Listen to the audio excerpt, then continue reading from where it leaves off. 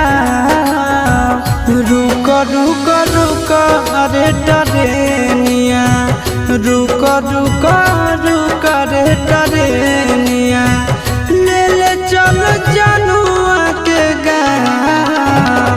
रुक रुक रुक रे टरेनिया।